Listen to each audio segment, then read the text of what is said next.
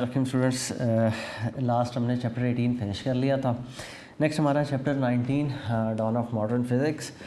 तो dawn of modern physics से मुराद ये है कि we are entering towards the modern physics. आज नहीं, इट वाज बैक इन 1900। तो 1900 में ऐसा क्या हुआ था कि क्लासिकल और मॉडर्न दो टर्म्स डिफ़ाइन कर दी गई थी। तो इनफैक्ट 1900 के अंदर मैक्स प्लांक ने एक थ्योरी दी थी और उसने कॉन्सेप्ट ऑफ फोटॉन साथ एक्सप्लेन किया। उसी की बेसिस पर उसकी थ्योरी मैक्स प्लांक्स इक्वेशन भी थी, E=hf। शायद कहीं आपने नाम सुन रखा हो, बट एक्सप्लेनेशन इसी चैप्टर में इसकी मिलती है। असल में था क्या कि आपको हमें इतना ज़्यादा चेंज लाना पड़ रहा था क्योंकि हमारे कुछ ऐसे कॉन्सेप्ट्स थे, कुछ ऐसी चीज़ें हमें रिज़ल्ट्स मिल रहे थे एक्सपेरिमेंट्स के दौरान जो क्लासिकल थ्योरी एक्सप्लेन ही नहीं कर पा रही थी। तो वन ऑफ देम कि एटम का जो स्पेक्ट्रम आपने पढ़ रखा है कहीं केमिस्ट्री 9th क्लास में, उसमें आपने ये सीखा था कि it is continuous, not a continuous pattern, it is a discrete pattern, quantize type होता है। ये वर्डिंग आपने पढ़ी, शायद इनके मतलब आपको भी ना पता हो। तो उसमें ये था कि एनर्जी कॉन्टीन्यूसली अमाउंट में रेडिएट नहीं होती बल्कि स्टेप बाय स्टेप रेडिएट होती है। तो ये सारे कॉन्सेप्ट्स क्लासिकल फिज़िक्स की सूरत एक्सप्लेन नहीं थी कर पा रही। तो यहाँ पर एक थ्योरी की ज़रूरत थी, किसी चीज़, किसी ऐसे कॉन्सेप्ट की ज़रूरत थी कि हम जो चीज़ मिस कर रहे हैं हमें वो चीज़ ढूंढनी पड़ेगी कि कौन सा वो पॉइंट ऐसा है जहाँ पर हम मिस कर रहे थे कि Y atom have a quantized spectrum, तो या डिसकॉन्टीन्यूस। तो वो स्पेक्ट्रम गेन करने के लिए बहुत सारी कोशिशें की गई। एक एक्सपेरिमेंट था वो क्लासिकल फ़िज़िक्स का ही, लेकिन उसको भी पूरा क्लासिकल फ़िज़िक्स ने एक्सप्लेन नहीं किया। That was the experiment about the black body radiations, जो कि हमारा आज का टॉपिक है। यही टॉपिक ध्यान से आप सुनेंगे, समझेंगे तो आपको नेक्स्ट फोटॉन तक रसाई मिलेगी। मतलब ये कॉन्सेप्ट समझेंगे तो आपको पता चलेगा what in fact the photon is. Photon in fact आपको पता ही है थोड़ा बहुत कि it's a beam of light कह लें, या आप एनर्जी का छोटा पैकेट है जिसके अंदर वो लाइट ट्रैवल करती है। बीम ऑफ लाइट जब ट्रैवल करती है, छोटे छोटे पैकेट्स होते हैं, that packet is called photon. Word is derive from the word photo, light. ठीक है। सो इससे पहले कि हम आगे चलें, थोड़ा सा मैं आपको कलर्स का भी एक्सप्लेन कर देता हूँ। आपने पहले भी पढ़ रखा है, what is the colour? Blue. ये एक ब्लू कलर है, लेकिन वाई इट अपीयर्स ब्लू? तो इसके पीछे बिल्कुल एक सिंपल सा आंसर है कि जब इस पर वाइट लाइट इंसिडेंट होती है तो ये तमाम तर कलर्स को एब्जॉर्ब करता है। So it behaves like an absorber. और साथ ही साथ ये कुछ ना कुछ चीज़ों को अपने अंदर से रेडिएट भी कुछ रेडिएशंस को कर रहा है। जब ये अपने अंदर से रेडिएशंस को रेडिएट करता है तो किस कलर में कर रहा है? It radiates blue. तो इस वजह से हमें ब्लू कलर का नज़र आता है। लेकिन सिर्फ ब्लू भी रेडिएट नहीं कर रहा। मतलब अगर किसी चीज़ का कलर रेड अपेयर हो रहा है तो इसका मतलब ये है कि तमाम तर उसने लाइट एब्जॉर्ब कर ली, अब वो रेड सबसे ज़्यादा रेडिएट कर रहा है। रेडिएट सारे कर रहा है, ठीक है, रेडिएट सारी एनर्जीज़ को कर रहा होगा ऑलमोस्ट, लेकिन उनमें से सबसे प्रोमिनेंट कौन सी होगी? रेड। तो इस वजह से वो चीज़ हमें रेड अपेयर हो जाती है। What is black? Black is not a colour. Black colour नहीं है। Black is absence of light. जब कोई भी कलर, कोई सरफेस, कोई कलर रिफ्लेक्ट नहीं करती, it appears black. What is white? जब ये सारे के सारे कलर्स इक्वली एक फिक्स प्रोपोर्शन में एमिट हों, then the surface appears white. तो white in fact it is a combination of all 7 colours, वो violet, indigo, blue, green, yellow, orange, red, वो सारी की सारी जो पूरी स्ट्रीम है वो पूरी की पूरी यहाँ से एमिट हो रही है। So this surface appears to you as white. What is this? Black. Black is not a colour. Black is just absence of light. कि उसके ऊपर जब लाइट इंसिडेंट होती है तो वो सबको अपने अंदर एब्जॉर्ब कर लेती है। So that surface appears black. कि वो रिफ्लेक्ट कुछ नहीं करती, नज़र ही कुछ नहीं आता। यहाँ पर एक चीज़ याद रखनी है, एक लाइन मैंने बोली जो बड़ी इंपॉर्टेंट थी कि जब आपको कोई चीज़ रेड, ब्लू या किसी भी कलर में नज़र आ रही है तो इसका ये मतलब नहीं है कि सिर्फ वही कलर एमिट हो रहा है। मुमकिन है और भी रेडिएशंस हों, लेकिन उनमें से प्रोमिनेंट वही है जो कलर आपको नज़र आ रहा है। इसकी एग्जांपल आगे चल के मज़ीद देते हैं। हम इस कलर को यहाँ पर डिस्कस क्यों कर रहे हैं? तो colour is just an example. आगे चलें। Suppose I have a cup of tea in the middle of this room. अब the cup of tea, it's very hot. So होगा क्या, ये अपने अंदर से हीट रेडिएट करेगा टेम्परेचर और रूम के अंदर, कि इसके अंदर से हीट रेडिएट होगी, निकलेगी और कहाँ एंटर होगी, रूम के अंदर। मीनवाइल रूम भी इसको हीट प्रोवाइड कर रहा है, इन्वायरमेंट इस कप को रेडिएशन प्रोवाइड करेगा, कप इन्वायरमेंट को रेडिएशन प्रोवाइड करेगा। हायर टेम्परेचर किसका है, कप और द इन्वायरमेंट, ऑब्वियसली कप। यहाँ पर टेम्परेचर हायर है, सो यहाँ पर जो रेडिएशन निकल रही होंगी, एमिशन जिनकी हो रही होगी, उनकी अमाउंट ज़्यादा होगी, जबकि जो एब्जॉर्ब हो रही होंगी रेडिएशंस, उनकी अमाउंट क्या होगी, कम।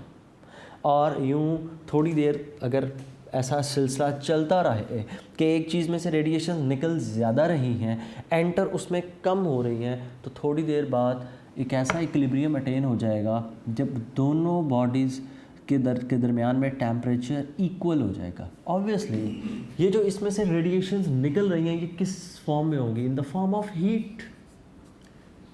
हीट इलेक्ट्रोमैग्नेटिक वेव्स की वजह से ट्रैवल करती है, और यस इंफ्रारेड आप कह लें, कोई भी रेडिएशन हो सकती है।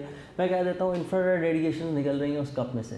सारी बात है, आप उस कप के करीब अपने हाथ रखें, आपको भी टेम्परेचर फील होता है, टच ना बेशक करें, थोड़ा सा डिस्टेंस मेंटेन रख कर लें, you will feel the heat. वो हीट आप तक कैसे पहुंच रही है, in the form of radiations. इसका मतलब वो रेडिएट कर रही है। और फिर हम जानते हैं कि थोड़ी देर उस कप को हम पड़ा रहने दें, व्हाट विल हैपन, होगा ये कप के अंदर वो लिक्विड वो ठंडा ही हो जाएगा। जब वो कूल डाउन होगा तो हुआ क्या, असल में इन्वायरमेंट का टेम्परेचर थोड़ा सा ऊपर गया होगा, कप का टेम्परेचर थोड़ा नीचे आ गया होगा, और दोनों आपस में एक इक्विलिब्रियम स्टेट पे सेटल डाउन हो गए होंगे। तो आपने इन अ सेंस यहाँ पे जो चीज़ अटेन की, that is called thermal equilibrium. Thermal equilibrium आज तक आपने ये पढ़ रखा था कि जब दो बॉडीज़ का टेम्परेचर इक्वल हो जाए, they are in a state of thermal equilibrium. Yes, थोड़ा सा इसको डिफरेंट वे से देख लेते हैं कि अगर कोई बॉडी जितनी हीट अपने अंदर से रेडिएट कर रही है, उतनी ही हीट अपने अंदर एब्जॉर्ब कर रही है, मतलब एब्जॉर्प्शन और रेडिएशन, अगर ये दोनों इक्वल हो जाएं, then the body is said to be in thermal equilibrium, और any state of equilibrium आप कह सकते हैं कि रेडिएशंस के केस में वो इक्विलिब्रियम है। नेक्स्ट चलते हैं। नेक्स्ट इसमें थोड़ी सी एग्जांपल चेंज करते हैं। For example, I have an ice cube, now what will happen, now the inverse will happen.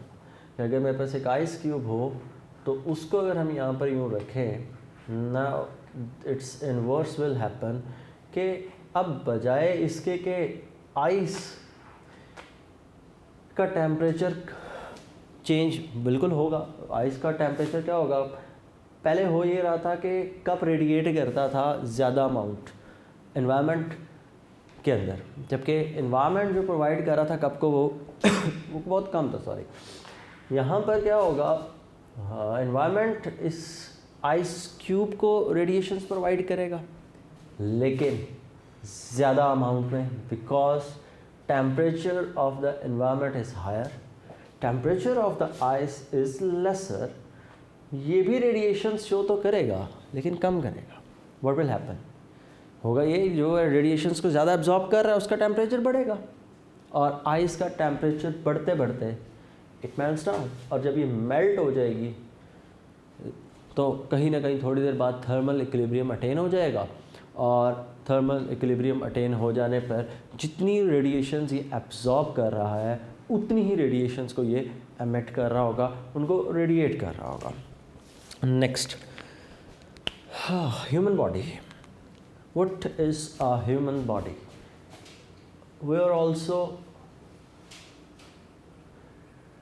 Same, इस केस में हम भी इन्हीं जैसे हैं, मतलब हमारी बॉडी में से भी हर वक्त रेडिएशंस एमिट हो रही हैं। साथ ही साथ हम एनवायरनमेंट से रेडिएशंस को एब्जॉर्ब भी करते हैं। हमारा केस ऑलमोस्ट कप वाला है, लेकिन 100% वैसे का नहीं है, क्योंकि कप थोड़ी देर बाद ठंडा हो जाता है और हमारी बॉडी के अंदर होने वाले केमिकल रिएक्शंस हमारे बॉडी टेम्परेचर को मेंटेन रखते हैं और वो किसी सूरत में उस टेम्परेचर को ड्रॉप नहीं होने देते। So what does it mean? It means that कि आपकी बॉडी का टेम्परेचर तकरीबन 37 डिग्री सेल्सियस और 310 केल्विन पे कांस्टेंट रहता है ऑलमोस्ट। बस आपकी बॉडी भी उसी तरह हीट को रेडिएट करती है। कभी हीट निकलती नज़र आई अपनी बॉडी में से? नेवर। रेडिएशंस कौन सी हैं? इंफ्रारेड। नज़र क्यों नहीं आती? You don't have such detectors to detect them. हमारे पास ऐसे डिटेक्टर्स नहीं है जो कि इन रेडिएशंस को डिटेक्ट कर सकें। नेक्स्ट एग्जांपल सन, और यहाँ से बड़ा इंपॉर्टेंट रिजल्ट कि एट ए टाइम एक तरह की रेडिएशंस एमिट नहीं हो रही होती। व्हाट इज़ सन? सूरज अपने अंदर से रेडिएशंस को एमिट कर रहा है। सूरज में से निकलने वाली light, basic colour bright yellow, लेकिन सिर्फ सन में से क्या सिर्फ ब्राइट येलो लाइट एमिट होती है? नो। सन में से आने वाली लाइट को अगर हम प्रिज्म में से पास करें तो वो प्रिज्म में से पास होने के बाद अपने 7 कलर्स के अंदर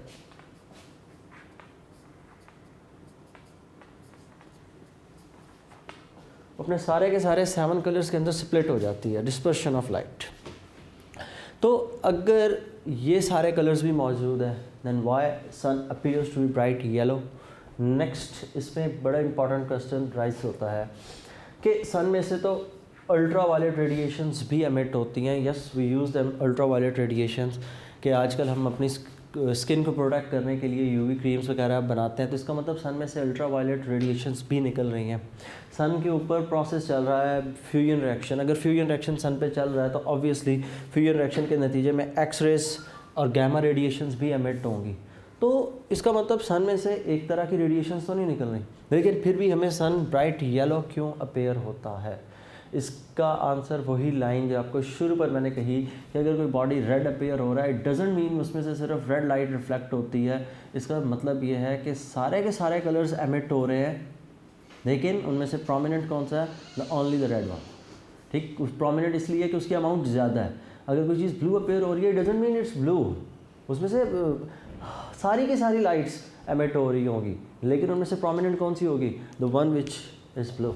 ठीक, तो कोई एक ऐसी होती है जो प्रोमिनेंट होती है, जिसकी अमाउंट सबसे ज़्यादा होगी और वो उसमें पोजेसिव रोल प्ले कर जाती है, like in the case of सन।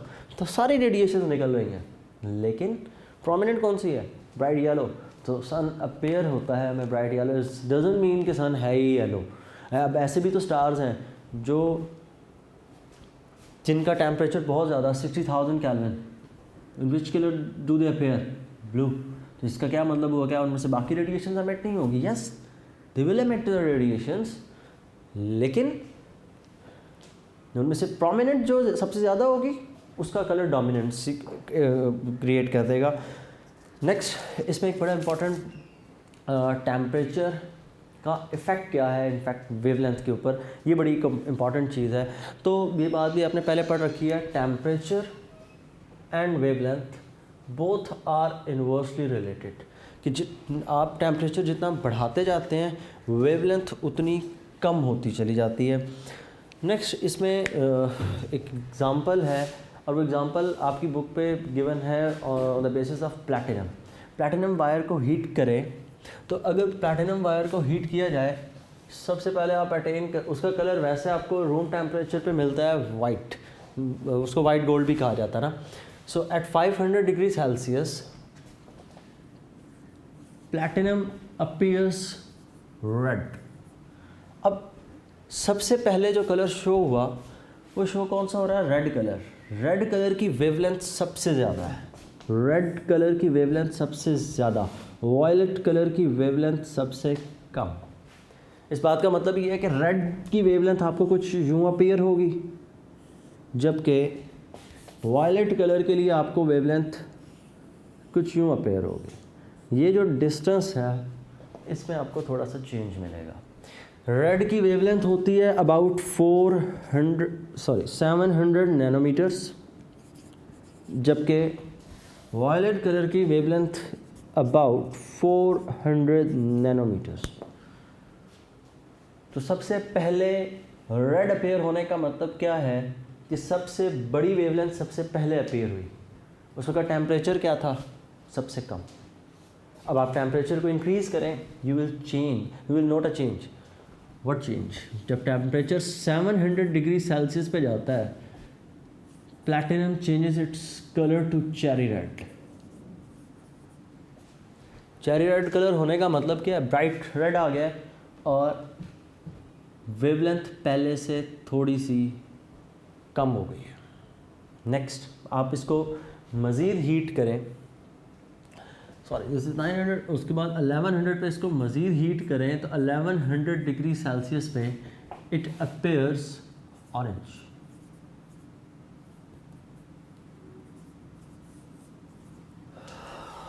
मज़ीद हीट करें, ऑरेंज से कलर शिफ्ट हो जाता है येलो पे, और येलो अपीयर होता है 1300 डिग्री सेल्सियस पे, इट अपीयर्स येलोइश।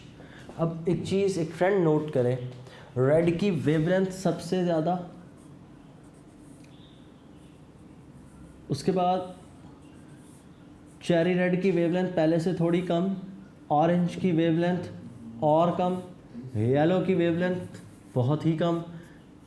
हो क्या रहा है कि जैसे जैसे हम टेम्परेचर बढ़ाते चले जा रहे हैं वैसे वैसे वेवलेंथ उसकी कम होती जा रही है, और फाइनली ये 1600 पे आपको वाइट कलर में अपीयर होना शुरू हो जाता है। नेक्स्ट इसमें रह गई what is black body radiation. Black body को हम आइडियल एब्जॉर्बर और आइडियल रेडिएटर समझते हैं। आइडियल एब्जॉर्बर का मतलब आप जितनी भी उसके ऊपर रेडिएशंस को इंसिडेंट करेंगे, it will absorb all of them. और रेडिएशन आइडियल होने का मतलब कि वो अपने अंदर से फिर जब रेडिएट करेगा तब भी सारी की सारी वेवलेंथ्स को रेडिएट करेगा। तो इसके लिए हम उसको प्रिपेयर किस तरह से करते हैं? सपोज़ हमारे पास एक सरफेस है, एक ऑब्जेक्ट, हम इसको अंदर से किसी तरीके से हॉलो बना लेंगे और इसकी ओपनिंग यहाँ पर रखेंगे with a very tiny hole. यहाँ पर एक बिल्कुल छोटी सी ओपनिंग है और यहीं से आप रेडिएशन इसमें इंसिडेंट करेंगे। जब रेडिएशंस यहाँ से इंसिडेंट आप करते हैं तो ये रेडिएशन इसके अंदर एंटर हुई, इधर हिट, और हर तरफ से रिफ्लेक्शन होने के बाद सारी की सारी रेडिएशंस इसके अंदर एब्जॉर्ब हो गई। This is black body radiations के। अब पहले आप क्या कर रहे हैं, उसमें रेडिएशंस को एब्जॉर्ब करवा रहे हैं कि आप उसमें इस तरह से सेटअप बना रखा है कि सारी की सारी रेडिएशन अंदर ही रह जाएगी, उनमें से कोई रेडिएशन इस वक्त एमिट नहीं हो सकती। और फिर जब आप इसका टेम्परेचर इंक्रीज़ करवा लें, now it's time to radiate, ये उस तमाम तर रेडिएशंस को रेडिएट भी करेगा, बिल्कुल उसी तरह जिस तरह से एब्जॉर्ब किया गया था। तो black body, ideal black body क्या चीज़ है? जिसके अंदर जितनी हीट, जितनी रेडिएशन उसमें एब्जॉर्ब हो रही हो, उतनी ही रेडिएशन उसमें से एमिट हो रही हो। Such body is called black body. तो इसी को इसको जो डिज़ाइन किया था, इसको डिज़ाइन करने वाले साइंटिस्ट का नाम गुस्ताव किरचॉफ, जिसके नाम पर आपने किरचॉफ रूल्स पढ़े चैप्टर नंबर 13 के अंदर। It was designed in 1860। Next इस पर लियोनार्ड और प्रिंगशाम ने एक्सपेरिमेंट्स किए थे इसी ब्लैक बॉडी को यूज़ करके, और उसको फिर हम डिस्कस करेंगे अपने नेक्स्ट लेक्चर में। तो इस चीज़ को सिर्फ थ्योरी की हद तक समझिएगा, आसान सा टॉपिक है, लेकिन इसका आगे से जो हमने ब्लैक बॉडी को यूज़ करके रिजल्ट्स ओरिजिनेट करने हैं या फोटोन की हमने हिस्ट्री पढ़नी है, दैट्स क्रिटिकली इंपॉर्टेंट। अल्लाह हाफिज़।